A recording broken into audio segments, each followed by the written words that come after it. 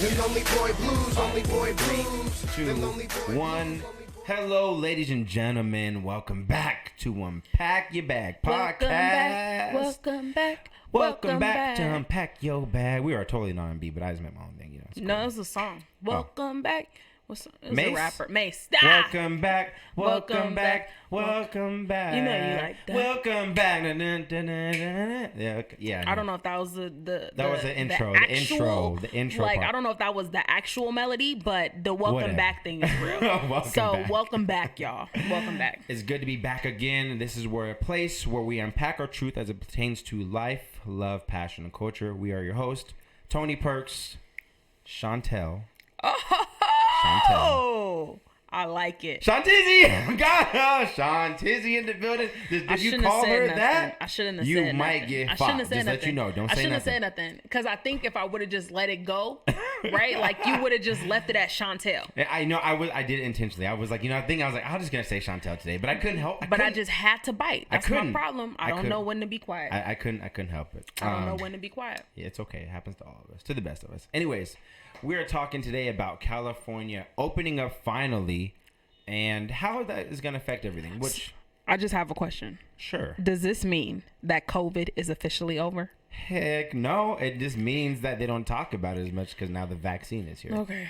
So what I thought was really strange of California reopening is that, 3 months ago, all you heard about was the numbers of COVID cases. Dying. Everybody dying. Everybody dying from COVID, no matter what happened, they did. Yes. Like, that's it. They Like, it was dying. just 100% everything. They setting up tents in the parking lot of the hospitals. Yeah. Like, yeah. It's a cold shot, especially in LA County. Yeah. And as a nurse and stuff, like, I was seeing this. I was hearing about it. I work with this stuff all the time. And so now when I watch the news, it's really just talking about different ways to get the vaccine is the main thing that they're talking about, but they're never really disclosing the numbers really anymore. It's very seldom that you hear them talking about the numbers of COVID, right? Which I think is a very important information. Absolutely. If you're talking about vaccine, even with the vaccine you going want to out, see like absolutely. how much the numbers are really being corrected in the cases. Absolutely. So I don't know when it shifted to that. COVID doesn't really exist anymore because the vaccine is here. Because at the end of the day, there's multiple strains of COVID. Go ahead. They got the killer strain. This is what I don't understand. And I need everybody to help me understand this. Okay? I don't know how we went from niggas is dying, right? And again, I'm trying to fix my language. But I don't know how we went from people are dying, the numbers are out of control, to movie theaters will be open up on Friday. Literally. The gym. My gym just opened back up. The gym, movie theaters, now all of a sudden we can eat inside, and I'm just thinking to myself, no. Yeah, I mean, because if you think about it, everyone who didn't get the vaccine is still open to getting COVID. No. So y'all just want me to sit next to people and breathe recycled air in a movie theater for 2 hours? That makes me feel very uncomfortable. Okay, so let me, very uncomfortable. We just gonna pretend like the last year didn't happen? Yeah, and everything. So this is what I don't understand. This is what... I'm just supposed to breathe other people recycled air. I don't get it. No. This makes it worse. This makes it even worse. This is what I don't understand, California. You say no indoor dining, and then you create a tent outside that is enclosed, and then put people inside the enclosed tent with no ventilation. No ventilation. At least indoor, you got air conditioning, you got filters. HVAC system. No, it's not. It's literally a tent enclosed to keep people from being cold. And you are sitting there with a bunch of people. I'm confused. And first of all, let me say this. The amount of times that I've gone out to eat and everything has dropped down dramatically, right? Mm-hmm. And, the outdoor dining on the patio, it's been cold, so I ain't even doing that. I got to fight with the people about, can you turn the heater on? It's 40 degrees out here. Yeah. You know what I mean? You got to tell them, do that. You might as well go home do you think that maybe you could turn the heater on? Because it's I'm surrounded by heaters, but only 4 are on, and there's 12. And only in one direction. Yeah, it's only on this side, so the left side is completely cold. Yeah. Right? So I got to not fight with them, be like, hey, can you turn on the heater? And they're like, oh, I think we're out of propane. And I'm like, what the I was like, is it your business? Come on, man. It's 40 degrees out here. So, I'm just now getting back out there. And then it goes from people are dying to vaccines are available for some people to, yeah, everybody come get your vaccine, and it's like totally fine. Movie theaters, gyms, everything else open up. Spas are opened, and I'm like, which is like COVID like central, if like moisture in the air, like that would be COVID central. Like I'm just confused.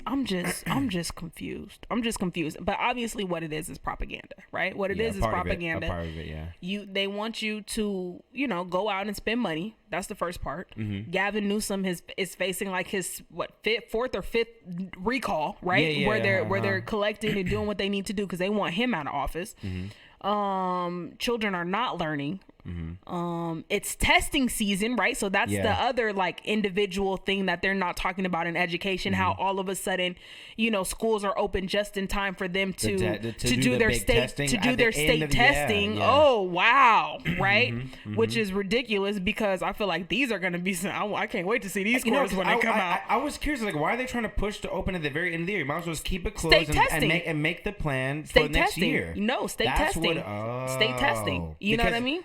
My kid just had like a test that they had to do. Yeah. It's like a not diagnostic test, but like a test that placed you in certain categories. So this is where the money come from.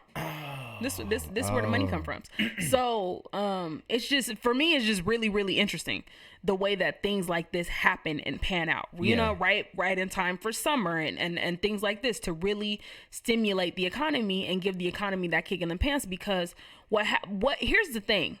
We got to talk about that too. There's something very important about the economy I want to talk about. Yeah, because here's the thing, like there's still the hold, right? Mm-hmm. On mortgages. You still can't kick people out. I don't know when that's going to come to an end, but it has to come to an end soon. At some point, yeah. And at some point when it does come to an end, you're going to see a drop, right, in the economy, right? Because people are going to start getting kicked out. You know what I mean? You're going to start seeing whatever happens with the housing market, like you're going to start seeing these ripple effects start to happen. And the only way to, I guess, decrease the side effects of the ripples that have already been put in motion, you have to find a way to reopen the economy. Right? Mm-hmm. Reopen the economy means you have to find a way to put these people back to work. Yeah. Right? Before it has too big of a hit. Well, let's talk about that for a second. I think it's really important. Number one, before I segue into that economy thing, COVID is real. I mean, I've seen it devastate lives in my nursing career and personal. I've seen it like really, especially in the older community. I've seen it really. People that are pretty much healthy, having one condition, are like completely different, like completely dependent now. Yeah. So, even if COVID didn't kill them, the side effects. Yeah, because I know people that are like, they were perfectly like on their own, just having diabetes, to now like they're pretty much bedbound and being taken care of by like their family members. So it's not to say that COVID isn't real, but it's interesting to see that the way the propaganda has pushed the narrative that it was, so powerful and strong and all these things, but then in the blink of an eye, in a couple months, it's like almost turned around completely. So I think that's one thing I just want to make clear with COVID. Number two, with the economy, what I've been doing some research about it, and it's very interesting that last year alone, and this is not including the $1 trillion bailout they just did again, 1.9 for 1.9. The United States, and I'm not even sure if I want to say it, but I gotta say it because it's just important.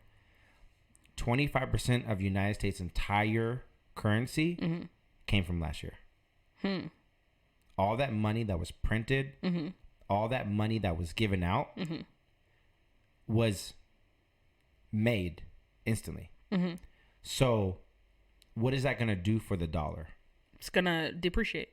But on what level? If like 25% of the whole entire currency in the whole entire world was generated in 1 year, I mean, think about how much it's going to depreciate. The dollar, like how much it's used everywhere. It's like one of the standard currencies of everywhere. Right. So having that much created just because, which it's like a double-edged sword, because you need the money to keep people alive and to stimulate the economy. But then what are the ramifications for that? Because you're just making money, but there's no jobs open. So then, the demand is going to be off. Yeah. Completely off. Yeah, absolutely. So I was like thinking about this. I'm like, I don't know what's going to be Hopefully, happening. here's what I hope happens. I hope that there's a decrease in the cost of living. That's what I hope is the ramification. But I'm not even going to pretend to be able to theorize about the complexities of microeconomics. Yeah, I don't know what that will. I just know like a little bit. Or, global economics, right? But what I will say is that if the dollar depreciates, first of all, the dollar is not even the higher standard of currency, right? Yeah. Canadian dollars have surpassed us. Pounds, the British pound has surpassed us, as well as the euro have all surpassed us. Let's start there. So we're not even, at the top of the food chain, essentially, in that respect. But what I'm thinking is that because other countries, I don't know, but it seems like other countries would have a similar problem, right? Or a similar situation that similar to us, and would cause their dollar as well to have the same fluctuation. And if that's the case, then I don't necessarily know how detrimental the impact will be. Yeah, I don't know either. And like, I'm not an economist, so I don't really know much about it. Right. But what I will say is, it is alarming to know that much money was created, and what's the backup, Right. And so how is this going to affect everyday life? In the event that things start going up, like that means like minimum wage will get raised, for example, like, so.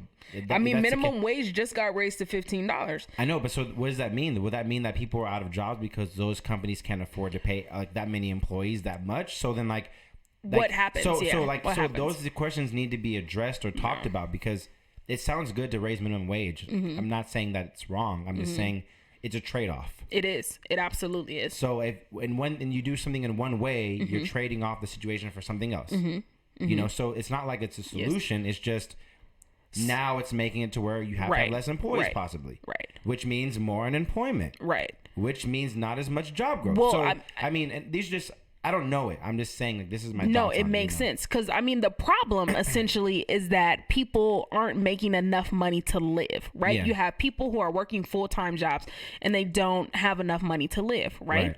And the thought, I guess, is, well, minimum wage isn't enough to support their life, right? That's not the problem, right? Minimum wage is not the problem. The cost of living is the problem, right? And the fact that the cost of living continues to increase while wages are not increasing at that same rate. So you can increase minimum wage, but what is that going to do? It's going to drive the cost of living up. So all it does is it continues to chase itself. So then you have the people, but then who it really affects. So it does affect the non-skilled worker, right? And when I say non-skilled worker, I say the minimum wage worker. This does affect the minimum wage worker, but not as much, right? Because the minimum wage worker was never really in a position to be able to afford anything, especially in California, right? So this doesn't necessarily affect the minimum wage worker as much as it affects us. It affects us, right? The people who have trades, essentially, right? Who are making a little bit more than minimum wage, right? But because we're making more than minimum wage, it doesn't necessarily account for the way that the cost of living is going up, right? So we feel it, the cost of living is going up, but because we're not minimum wage workers, right? We have a trade or a skill that causes us to make above minimum wage. Our wage does not essentially go up, right? You just up minimum wage. It's not going to offset. Yes, it doesn't offset necessarily. Some companies will do this. All companies don't have to, but they'll figure out a way. Well, if minimum wage goes up, we need to look at what we're paying, right? What we consider to be our non-skilled workers, right? We have to up that. Right, so that there's an incentive, if you will, to get a skill, if that's the case, what's the point? So what that does is that continues to put us at the bottom, right? That's what it does. It makes the wage gap larger, even for us, right? So the minimum wage people was already a large gap, right? But what it does is it makes a larger gap, in my opinion, to the people who are in the middle. So the trade workers. If I hear you correctly. You're saying that in some respects, it's eliminating the middle class almost. Yes. It's going to eliminate the middle class to some degree at some point in time if it keeps going this way. Because what do you think? Let's estimate a little bit. What do you think that a middle, and when I say middle class, I want to say like ability to buy a home where they are, not ability to buy a home where they are, and to not be broke. right? Not be broke. Okay. Buy a home. Those are the two classifications that I'm using for middle class. Those are my own classifications. I don't know what the real ones are. What do you think that yearly wage is in California? I would say for someone to try to buy a home, I would say if you're a single person, something decent, like not like in the worst part of the area or run down, I would say you would at least like $40 an hour. So $40 an hour translates to get something to work. You would like. I hear you. $40 an hour translates roughly into about $80,000 a year. Yeah, probably more. So think about what we just said. $80,000 a year is middle class. The average person makes $40. Right? Which tells you that the majority of people are living below the poverty line, right? What does that tell you? It tells you that the cost of living, you know what I mean, is dramatically increasing, right? Because I don't make that, right? But, I make okay, right? But then you think you're doing okay, right? Until it comes time to move. Yeah, and then you realize you can't afford nothing. Yes. Until it comes time to move. If you are blessed enough to have a spot paying this much and relatively controlled, you know what I mean? You're blessed, right? But you really realize how poor you are in California when it comes time to move. Yeah, because and it comes time to find a spot. Even as me being a nurse, I still don't really have many options to move at all. Even now at this point, I don't have many options to move. No, I don't. It's just not really. It's not honestly. It's possible, but I'm gonna be penny pinching all the time, and it won't be worth it, Yes. So I just don't see. It takes your freedom. It takes your financial freedom. Yeah, and I refuse. I refuse to do that. I just don't think it's a wise position to do. So somebody needs to be making upwards of $80K in California to be considered minimum wage. And by minimum wage, we mean you can get yourself a house, or a nice apartment, right? Even a nice freaking apartment. You know what I mean? I would say if you want a nice apartment, and still now, because this recently, I don't know if the rent just went like crazy. It did just go crazy. Hopefully, it's absurd. And I'm hoping that is a reflection of the holds that we saw, right? Not being able to kick people out. Yeah. You know what I mean? Even if they don't pay. So it makes more sense for these people to try to get their money up front, right? Like if you need a place, yes, it makes more sense for them to get their money up front. Hopefully we'll see this level off, but we don't know, right? Yeah. We don't know. But you just said, and I agree with you, somewhere around $80K in order to have a comfortable lifestyle. And we're not even talking about Los Angeles. Yeah. This is on the outskirts. This is the outskirts, the suburbs, where it's supposed to be cheaper. Not as expensive. Yes. So, yeah. $80K. And then think about how many jobs, right? And I don't even want you to think about how many no-skill jobs. How many jobs, trade jobs, 4 years of college jobs will pay you that to start? To start? It's bull crap, right? It's bull crap. When you close. I felt it, but when you right. really start to consider the amount of money that it takes to survive and the amount of money that you're making. And then on top of it, going when you go to school and get the student debt, that counts against your income. It sure does. So then it makes you in a bracket that you couldn't even afford the house that you really could afford at that point based on what you're making, because the debt to income ratio is screwed up because of the loan. So just talk to a lender, right? Just talk to my lender. This is me, personal information. Just talk to a lender. And I have student loan debt. And it's not crazy student loan debt. Yeah. And it's not crazy for my undergrad because I worked 2 jobs to make sure that it wasn't crazy. Do you understand what I'm saying? So not a lot. Undergrad, I would say about less than $10,000, which is perfect, right? Less than $10,000, maybe about $10,000 for undergrad, right? Why? Because I worked my ass off. Yeah. Okay. So the bulk of the money that I have for student loans came from this first year of law school, which was unbelievably expensive, which was ridiculously expensive. That's what we're going to call it. I'm not going to give you a dollar amount. I'm just going to say ridiculously expensive. You use your imagination, right? So my law school debt increased. My financial student loans increased financially. I was in the process to get a pre-approval, and I want to see how much I can go for. Credit score, my credit is pretty good. Credit score, everything. I just want you to run some numbers for me. Yeah. This man told me that my student loans were hurting my buying power by about $75,000. Wow. Yes. Anywhere from $70,000 to $75,000. And when you consider, right, Wow, the fact that that's a big amount. And when you consider somebody like me who is trying to buy a house, I'm in the middle, right? Yeah. So I'm qualifying for, I'm trying to qualify for 300. You know what I mean? Yeah. Which is not a lot. Yeah. Which is like is like a uppity shack. Yeah. In this market, right? No shade. I saw a house Yeah. on the market that had 2 different walls. Like it had like wood and like stucco and not even like plywood and stucco on the outside and like a tin roof for $271,000. Yeah. No, so Yeah. my budget is that. Okay. And he said this is hurting my buying power by about $75,000. So that takes a person who is on the edge, right? Who could potentially go into buying a house, which is obviously what you want people to do because Right. it simulates the economy, right? Home ownership. No. And that number alone makes you be like, oh, right? Like that is the difference between being in a position to buy and not. I can understand. And it sucks because we've been groomed to think that there's only one way to success, And I think that we got to start training our brains and our mind and our people as well. Yes. To see that there's not just one way, one path to make money. Yes. You don't have to just work a job, but there Yes. are other ways. But I think a lot of times, people have been conditioned to think that there's only a couple ways out. Yes. There's only a couple things you can do to make money. And I think now that I've been learning more about business, Right. learning more about income and finances, how money actually works and stuff, I've been starting to see that there's a lot of opportunity. It's just not being taught. Absolutely. It's not being taught. And on top of it being taught, then it takes work to do, So sometimes you get more comfortable staying in the spot of like working a job, which is nothing wrong with working a job, but Right. you get comfortable in that, and it's Right. kind of like you get your routine, and then you've stayed there for a while, and you kind of it, and that you're not seeing the potential of how much more you can make when you start thinking differently, thinking differently, For sure. and just understanding the way finance works. There's a lot of opportunity. It just it just takes work. But everything and intellectual work. It absolutely does. But everything that we're talking about right now, right? Shifts. It almost shifts everything, right? It shifts everything. It shifts everything that you've been taught. And then it shifts what you have to teach the next generation coming up, right?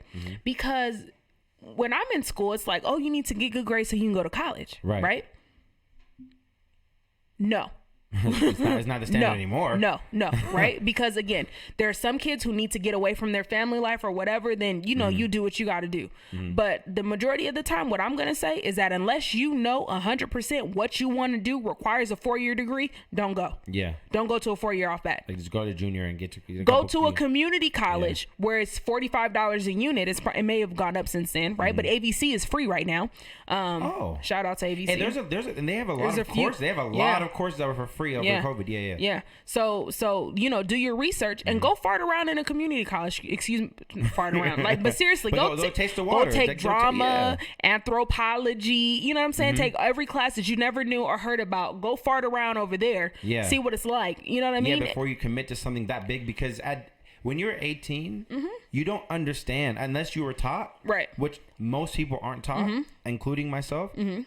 No one's telling you about compound interest. No one's telling you that you're going to take out a loan for $30,000, but you're going to end up owing $60,000. Yeah.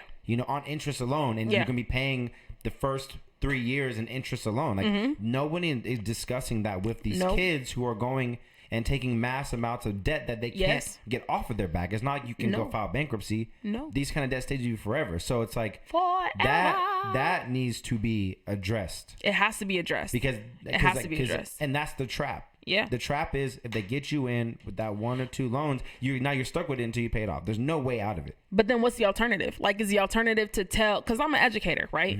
So is the alternative to tell kids you don't want to get D's, but you could.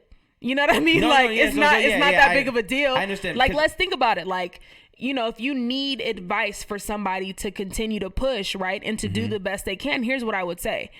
You need a high school diploma. At least, I mean, yeah, hands down. I agree no matter with that. what you do, you need a high school Like, diploma. if you're a kid, you need to still do your work. You need a high school diploma, right? So I can sell that easily, right? Yeah. Because minimum wage is going $15 an hour. Do you think that they're really gonna give the $15 an hour to someone who doesn't have a high school diploma at this point? Yeah, like now, that's because now your we got bargaining options. chip. That's your bargaining chip. Boom, now we got options, right? Yeah. Should I take this kid? Yeah, he looked like a hard worker, but he ain't got no high school diploma. Or should I take this kid who doesn't look like a hard worker, but at least they got a high school diploma? Do you understand what I'm Yeah. saying? So now we're really getting to pull, nat shit out of pepper is what my law school Right, yeah. professor used to say. Okay.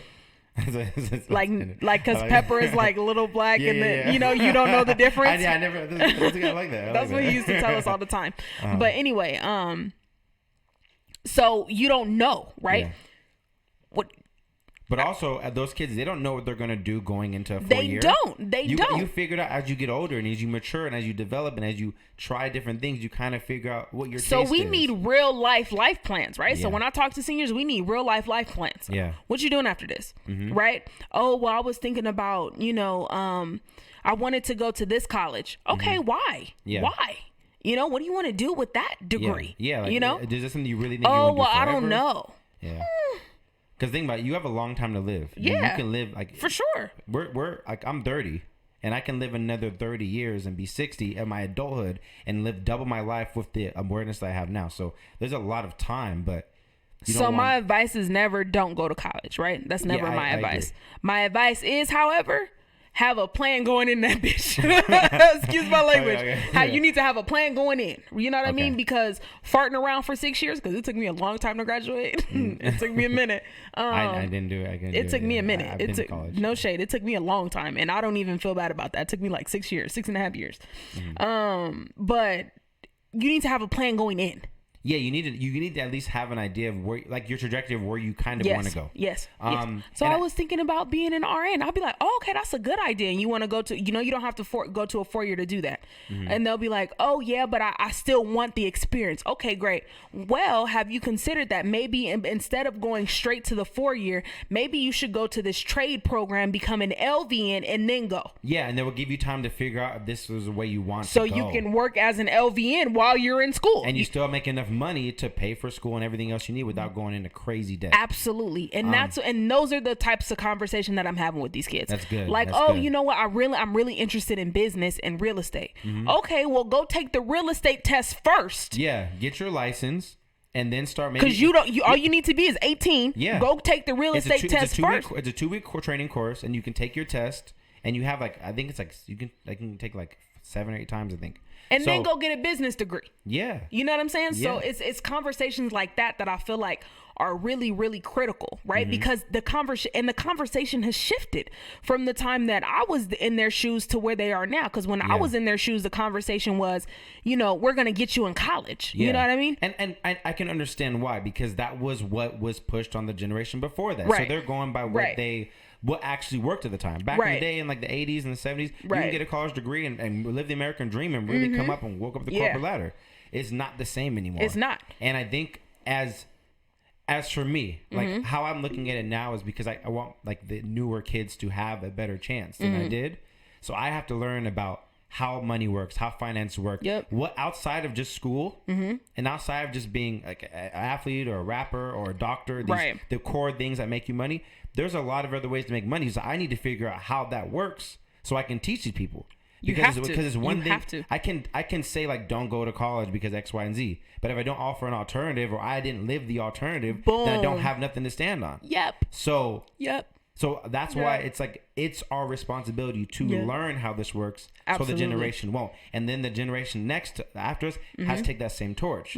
But if we do what our parents did or what they knew, what they knew, and it's then not venture gonna work. out, it doesn't work. Especially now, it's that won't work at all. That may have worked in their generation. That won't work at all. It didn't work on ours, and it definitely ain't going to work in the next one. I was reading something that says that people that were born between the years of 1985 to 1995 were really born in between two generations, right? Even though we're considered to be millennials, right? We're not really, but we're not really, right? Because they're saying you went from seeing VHS to being a thing, from radio being a thing, to, you know what I mean? From all of the old technology, a huge shift. There was a huge shift of technology in our lifetime. Yeah. Right. But not just in our lifetime, but to the point where we were old enough to experience both. Yeah. You know what I'm saying? There was no internet before. I remember when there's no internet. I remember not having to dial. I remember trying to dial up at one point. So yeah, I agree. I hear you. Absolutely. You remember floppy disks? Oh my gosh, the little black thing with the yeah, little used to silver buy a little pack. thing. Yep. You know what I'm saying? Yep. So granted, there's the generation who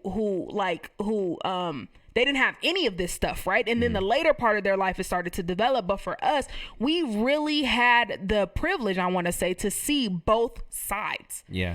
And because we've seen both sides, I think we're the generation who's had to adjust the most, right? Because we have to figure it out, right? Because you're going in from the old system to the new system, and you were trained the old system, even though you kind of grew up in the new system. Right. So it's like you don't really know which path, like how to navigate between both sections. We've had to adjust the most. And so that's what gets really confusing. Like think about it, like being taught something this way, then it's really changing this way, but you've been taught this way that you keep, you know, so I totally get it. To our first papers, like in middle school, I can remember like our first papers, we didn't have to type those. You know what I mean? Like we did really nice penmanship and we used to skip ones. You know what I mean? Like now it's like you just type anything. Yeah, or like when I was I felt like I was in the 8th grade learning how to type Mavis Beacon style. Oh, yeah. You know what I mean? Yeah, Mavis Beacon. Yeah. Oh my gosh. You know what I mean? But back. that's like an upper middle school class, right? Yeah. So then that's like a huge shift. We go from not having any sort of cell phones, right, to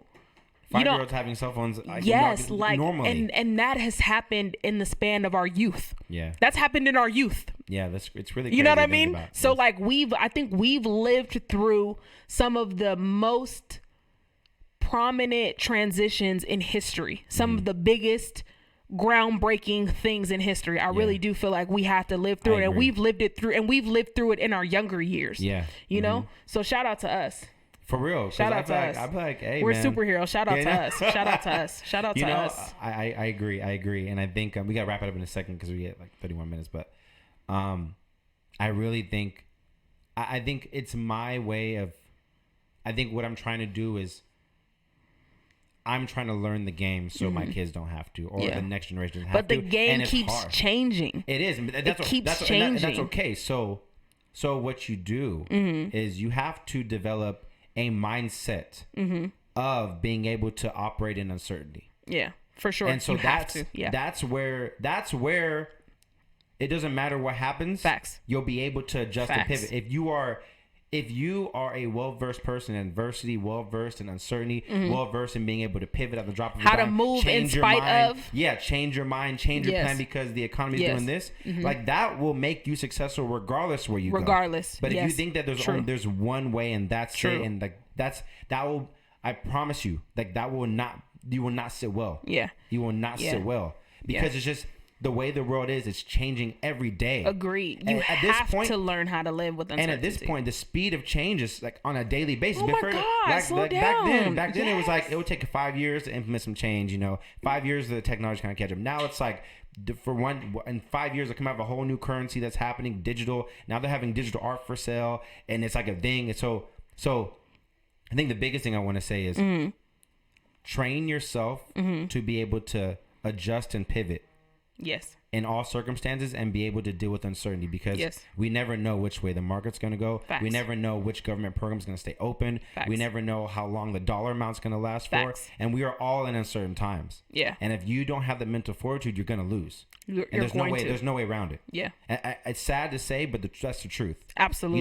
If you don't have any skills or don't know, like, you got to develop yourself. You got to develop something. You have to. You got to find somebody. Find someone to look up to. Find someone to talk to. Like, you got to be proactive because no one's gonna come and save you at this point. For sure. And it's unfortunate, but that's the reality of the situation. But I think this is really good. We have to change the topic of this and the intro because we did not talk about California reopening. Well, I guess it kind of has to because California reopening is going to stimulate some of the economy. Transition, how to get your life together. Yeah. That's all of our podcasts these days. Like, it always goes. But this is real. We just have real conversations, and like conversation always goes a flow. It's a flow. And we never stay on topic. I know, it's okay. But I was trying this year. I was trying so hard. But you know why it's okay? Because that conversation was more important than California reopening. Agreed. So I'm okay. I'm okay with that because I think we we able to dive into some more knowledge that will help somebody. For sure. I'm cool with it, but I hope you guys got some value from it.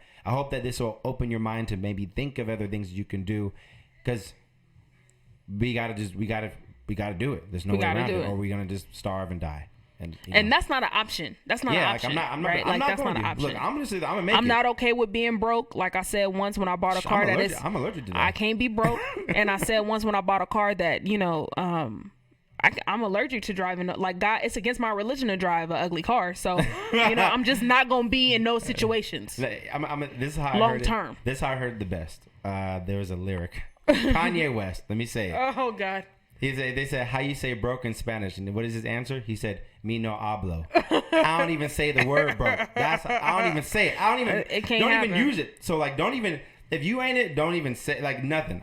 You know what I'm saying? Happen. Your words are powerful. It can't happen. If you say like, I can't think about this, you told 75 trillion cells that there's no way.